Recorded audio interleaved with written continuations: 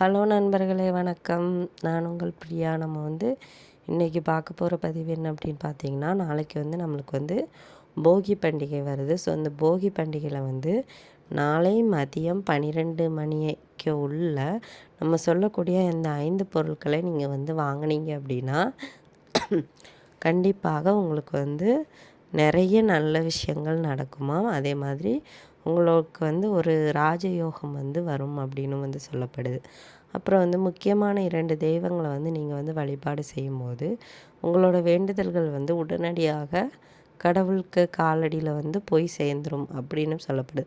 அந்த தெய்வங்கள் யார், அது என்ன மாதிரியான தெய்வங்கள்னு சொல்லிட்டு நம்ம இந்த பதிவில் பார்க்கலாங்க. அதுக்கு முன்னாடி நம்ம சேனலை நீங்கள் என்ன சப்ஸ்கிரைப் பண்ணாமல் பார்த்துருந்தீங்க அப்படின்னா மறக்காமல் சப்ஸ்கிரைப் பண்ணி வச்சுக்கோங்க. இப்போ வாங்க நம்ம பதிவுக்குள்ளே போகலாம். ஸோ நம்ம 2 தெய்வங்களை பற்றி சொல்கிறோன்னு சொல்லியிருந்தோம். அது என்ன தெய்வம் அப்படின்னு பார்த்தீங்கன்னா, ஒன்று ஆஞ்சநேயர், இன்னொன்று நந்தி பகவான். ஆஞ்சநேயரை உங்களுக்கு தெரியும். அவர் தீவிரமான ஸ்ரீராமர் பக்தர்.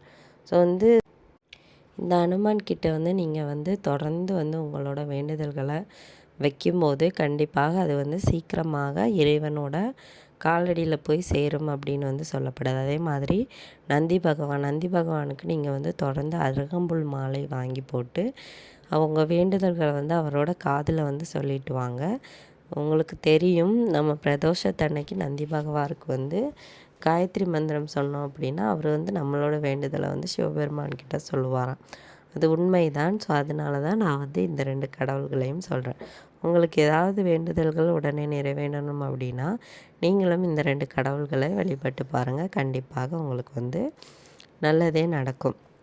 அடுத்து நம்ம போகி அன்னைக்கு வாங்கக்கூடிய 5 பொருட்கள் பார்ப்போம். அதுக்கு முன்னாடி நீங்கள் நம்மளுக்கு தைப்பொங்கல் வரப்போகுது. ஸோ அதுக்கு நீங்கள் கரும்பு, மஞ்சள் இந்த மாதிரியெல்லாம் வாங்குவீங்க.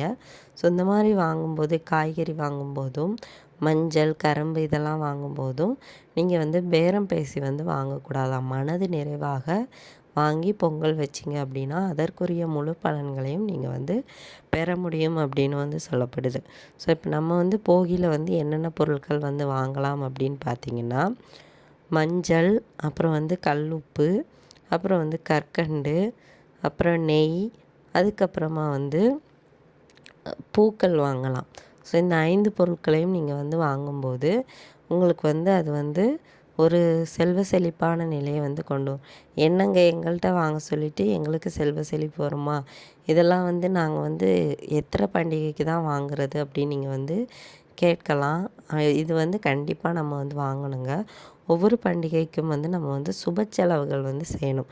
இதை வீண் செலவுன்னு நம்ம சொல்ல முடியாது. இதெல்லாம் சுப செலவுகள். நம்ம இதை மனசார செய்யும்போது கண்டிப்பாக அது இரட்டிப்பாக நம்மளுக்கு சந்தோஷத்தை கொண்டு வருமா. இரட்டிப்பாக அதே மாதிரி பணவரவையும் இது கொண்டு வரும் அப்படின்னு சொல்லப்படுது. ஸோ அதனால் நீங்கள் நாளைக்கு மறக்காமல் 12 மணிக்குள்ளே இந்த பொருட்களை ஏதாவது ஒரு பொருளையாவது வாங்கிடுங்க. அதே மாதிரி நீங்கள் நாளைக்கு நிறைய பேருக்கு தானங்கள் செய்யலாம். ஸோ தானம் செய்ய முடியலை அப்படின்னாலும் கூட உங்களால் முடிஞ்சது என்னவோ அதை செய்யுங்க. கண்டிப்பாக அதற்குரிய பலன்களை நீங்கள் பெற முடியும். இந்த பதிவு கண்டிப்பாக உங்களுக்கு உபயோகமாக இருக்கும்னு நினைக்கிறேன். உபயோகமாக இருந்துச்சு அப்படின்னா லைக் பண்ணி ஷேர் பண்ணுங்கள். மறக்காமல் நம்மளோட சேனலை சப்ஸ்கிரைப் பண்ணுங்கள். இந்த வீடியோவின் முழு பதிவை பார்த்ததற்கு மிக்க நன்றி.